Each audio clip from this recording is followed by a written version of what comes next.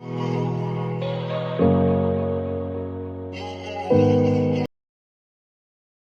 everyone, how are you? I'm going to introduce today's lesson about present simple. When we use the present simple, яғни present simple'ды қай кезде қолданамыз? Қолдану ережесін тоқталып өтейік. Күнделікті қайталанатын іс-әрекетті айтқанда, әдетке айналған іс-әрекетте, фактіні айтқанда, табиғи құбылыстарды айтқанда қолданамыз. Present simple'дың қолданылуы мысалдармен қарап өтейік. Тұрақты іс-әрекеттерге, яғни күнделікті қайталанатын тұрақты іс-әрекеттерде. Мысалға, I go to school every day. Мен күнде мектепке барамын, иә? Немесе I go to work every day. Мен күнде жұмысқа барамын. Деген сияқты осындай күнделікті, тұрақты, күнделікті қайталанатын іс-әрекеттерді айтқанда қолданамыз. Факты, шындықты айту үшін қолданамыз. Мысалға, the sun rises in the east. Күн шығыстан шығады. Бұл фактіні, бұны яғни табиғи құбылыс деп айтсақ та болады. Бұл табиғи құбылысты ешкім өзгерте алмайды. Яғни осындай іс-әрекеттерді, осындай құбылыстарды, осындай фактіні, шындықты айтқан кезде біз осы present simple'дың формуласына қойып айтамыз. Келесі, күнделікті әдеттерге, яғни күнделікті қайталанатын уже әдетке айналған іс-әрекеттерде. Мысалға, she drinks tea in the morning. Ол күнде таңертең шай ішеді. She drinks milk in the morning. Ол таңертең сүт ішеді. Яғни осындай күнделікті әдетке айналған іс-әрекеттерді айтқанда, осы present simple'дың формуласына қойып сөйлемді айтатын боламыз. Яғни болымды сөйлемді positive sentence, positive form деп айтамыз. Жасалу формуласы subject, яғни міне I, you, he, she, it, we, you, they дегендеріміздің барлық бізде subject pronounдар. Келесі verb one, яғни етістік бірінші формада тұрады. Яғни етістік бірінші формада тұрады. Яғни ешқандай жұрнақ, жалғау деген жалғанбайды. Тек he, she, it'та ғана етістікке s деген жұрнақ жалғанады. Осы he, she, it'тағы етістіктің кейбір әріп тіркестеріне байланысты es немесе ies деген жұрнақтар жалғанады. Оны келесі слайдтарда тағы қосымша түсіндіретін боламын. Ал енді қазір болымды сөйлемде тоқталып өтейік. Мысалға, I work, мен жұмыс істеймін. You work at school, сен мектепте жұмыс істейсің. Немесе he works in the hospital. Ол больницада жұмыс істейді, Немесе she works, ол жұмыс істейді. We work, you work, they work, біз жұмыс істейміз, сендер жұмыс істейсіңдер, олар жұмыс істейді деген мағынаны білдіреді. Келесі, question form. Ал енді осы сөйлемдерді сұраулы сөйлемге айналдыратын болсақ, do, does деген көмекші етістікті қолданамыз. Do бізде I, you, we, you, they мен. Яғни subject pronouns осы пронаундармен басталып тұрған кезде do'ды қолданамыз. He, she, it'та does'ды қолданамыз. Мысалға, do you work? Сен жұмыс істейсің ба? Немесе do you work at school? Сен мектепте жұмыс істейсің ба? Do you work in the hospital? Сен ауруханада жұмыс істейсің ба? Деп, яғни қай жерде жұмыс істейді? Соны мына work сөзінен кейін қоямыз. Сұраулы сөйлем формасы түсінікті болған шығар деген ойдамын. Тағы да толығырақ келесі слайдтарда айтылатын болады. Ал болымсыз сөйлемде қалай болады екен? Negative form. Яғни, міне don't, do not, don't қысқартылған формасы, does not, doesn't қысқартылған формасы. Мінекей осы don't, doesn't қолдану арқылы жасалынады. Яғни, I don't work. I болғанда don't. Яғни does дегеніміз бізде he, she, it'та ғана қолданылып, қалған субжекттерде don't-ты қолданамыз. You don't work. Сен жұмыс істемейсің. He doesn't work. Ол жұмыс істемейді. She doesn't work. Ол қыз жұмыс істемейді. We don't work. Біз жұмыс істемейміз. You don't work. Сендер жұмыс істемейсіңдер. They don't work. Олар жұмыс істемейді деген мағынаны білдіреді. Окей, енді present simple'дың, яғни жалғаулары. Жаңағыда айтып өттім. Бізде етістікке, яғни he, she, it'пен басталған кезде етістікке s деген жұрнақ жалғанады. Мысалға, make, makes, read, reads, play, plays, work, works. Ал енді келесі осы s жұрнағының тағы да екінші қолданысы бар. Егер зат есім s әрпімен және екі s әрпімен double s, sh, ch, x әріптермен аяқталса, онда мынау етістікке мынандай s емес, es деген жұрнақ жалғанады. Мысалға, pass, passes, push, pushes, watch, watches, fix, fixes. Келесі тағы осы s әрпінің s жұрнағының жалғану формуласы. Егер y әрпіне аяқталса, y әрпінің алдында consonant деген бізде дауыссыз дыбыс тұрса, y әрпінің алдында, онда y әрпі түсіп қалады дағы I, S жұрнағына өзгереді. Мысалға, fly, I fly, мен ұшамын, it flies, ол ұшады. I try, мен тырысамын жасауға, he tries, ол жасауға тырысады. Осылай, do болғанда does, go болғанда goes, have болғанда has болып өзгереді. Окей. Келесі, present simple. Міне affirmative болымды сөйлемде I do, we make, яғни you, I, you, he, she, it дегеніміз бізде subjecттер, subjecттен кейін етістік қолданылады. Міне I, we, you, they болғанда етістік өзгермейді, he, she, it және адамның аты, бір ғана адамның аты берілсе, яғни мысалға Jane дегеніміз she-дің қызметін атқарып тұр, немесе бұл жерде ер адамның аты болса he-дің қызметін атқарып тұр деген сияқты. Сол сияқты адамның аты тұрса да, біз ол кезде етістікке es деген жұрнақ жалғаймыз. Негатив болымсыз сөйлемде міне I, we, you, they болғанда don't қолданамыз, сосын барып етістік бірінші формада тұрады. He, she, it-та және адамның бір ғана аттары берілген кезде doesn't қолданамыз, сосын етістік бірінші формада тұрады. Келесі question form, яғни арнайы сұрақтар келген кезде, мысалға what, where, why, which, who, when деген осы сөздер арнайы сұрақ түрлері қолданған кезде бұл do, does-дың алдында тұрады.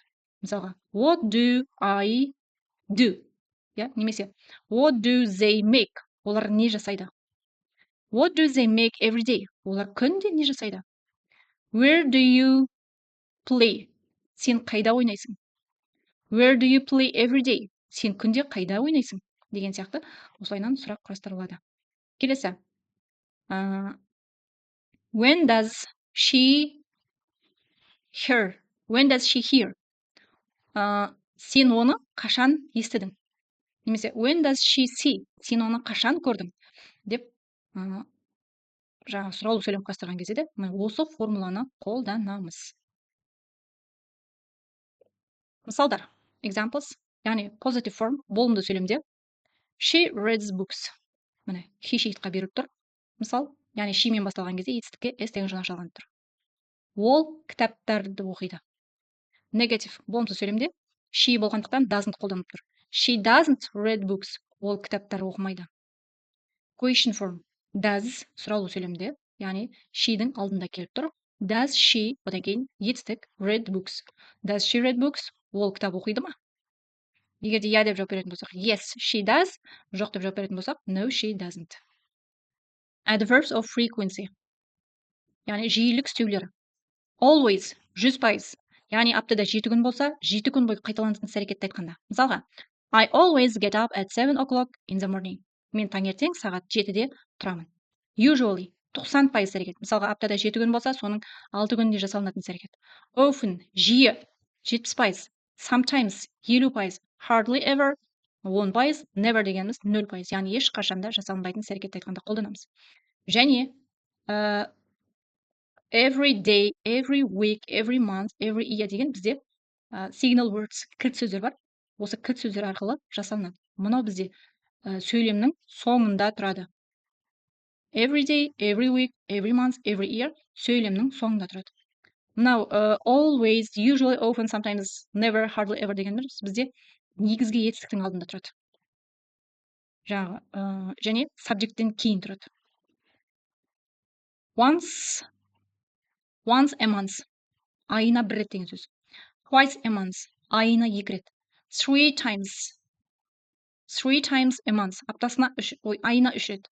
4 times a month, айына 4 рет деген мағынаны білдіреді. Неже month деген сөздің орнына weekті қоятын болса, once a week, аптасына 1 рет. Twice a week, аптасына 2 рет. 3 times a week, аптасына 3 рет. 4 times a week, аптасына 4 рет деген мағынаны білдіреді. Мына біздегі берілген фразада бұл сөйлемнің соңында тұрады. Яғни how often деген сұраққа жауап береді. Мына жердегі іс-әрекеттерді сұрақ қоятын болсақ, яғни сен қаншалықты жиі, мысалға, театрға барасың, How often do you go to the theater? Яғни сол кезде жауап берген кезде I often go to the theater. Яғни мен жиі барамын. Ол күнде бармайды ғой, Яғни 70% іс-әрекетті айтқан кезде қолданамыз. Дәл осылай, енді бұл мысал ғой, енді үлгі ретінде беріліп отыр. Дәл осы сияқты қылып сөйлем құрап жасап көріңдер. Осы adverbs of frequency'ға байланысты тағы мына жерде тапсырма берілген практикалық. Соған назар аударайық. Так, окей, always бізде 3 жұлдыз, often 2 жұлдыз, sometimes 1 жұлдыз, never яғни 0. Ешқандай жұлдыз мына жерде беріліп тұрған жоқ. Енді қараймыз. Look and complete the sentence about sports and routines. Яғни спорт туралы және күнделікті рутина туралы daily routines. Мына жерде сөйлем берілген, сол сөйлемдерді толықтыру керек. Так, бізде 2 жұлдыз. 2 жұлдыз бізде often деген мағынаны білдіреді. Сонда I often play basketball with my friends. Сөйлемді аударайық. Мен достарыммен жиі баскетбол ойнаймын. Келесі. Бізде яғни 3 жұлдызды жанып тұрған жоқ. Zero. Бұл кезде never сөзін қолданамыз. Яғни I never play ice hockey in summer. Ешкім ойнамайды ғой. Яғни жазда мен хоккей ойнамаймын дейді. Ешқашан ойнаған емеспін дейді. Келесі 1 жұлдыз бізде sometimes яғни кейде деген мағынаны білдіреді. My grandmother sometimes does karate. Менің әжем кейде каратемен шұғылданады. Окей, келесі біздегі структура бұл hobbies, яғни өздеріңнің хоббиларыңды немесе біреудің хоббиі сұраған кезде қолданылатын структура. Мысалға, do сөйлем структурасына қарайтын болсақ, do одан кейін subject, like, сосын кетіске ing жұрнақ жалғанады. Do you like fishing? Саған балық аулаған ұнайды ма дейді. Егер де иә деп жауап беретін болсақ, так, бірінші сұраққа. Yes.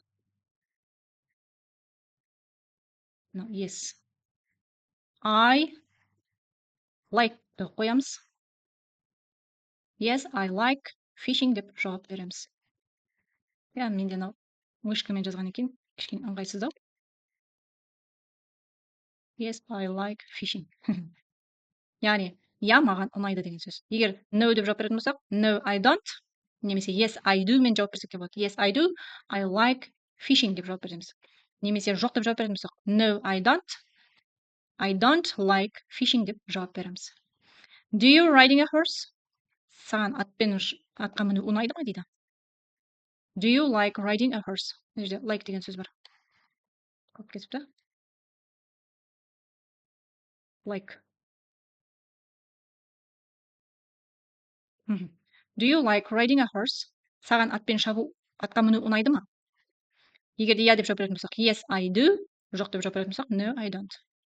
No, I don't like riding a horse. Do you like swimming? Do you like swimming? Саған жүзген ұнайды ма? Yes, I do. Yes, I do. I like swimming. Do you? Енді мынаған қарайық. Do you? Like-ты қолданамыз. Мына жердегі фразаны әкелеміз да, мына жерге қоямыз swimming-нің орнына. Сонда do you like swimming? Do you like riding a bike? Do you like riding a bike? Саған велосипед айдаған ұнайды ма? Yes, I like riding a bike. Like-тан кейін мына жердегі етіске ing жұрнағын жалғаймыз. Мысалға, do you like flying a kite? Саған батпырау ұшырған ұнайды ма? Yes, I like flying a kite. Түсінікті ғой, ары қарай мына төмендегі берілген мінекей мына етістіктердің барлығына осы структураны қолданып сөйлем құрап практика жасап көріңіздер. Okay, speaking. Do you like free time activities questionnaire? Do you like going to the cinema? Егер де ұнайтын болса, yes, I do. Ұнамайтын болса, no, I don't. Do you like listening to music? Yes, I do. Do you like watching TV? Yes, I do. Do you like playing video games? No, I don't. Деген сияқты ары қарай өздеріңіздің яғни не ұнайды, не ұнамайтынын мына жердегі сұрақтарға жауап беру арқылы мына жерде тест тапсырмасын yes, I do немесе no, I don't дегізіп белгілеп шығамыз. Осымен бүгінгі сабағымыз аяқталды. Thanks for your attention. See you next time. Goodbye.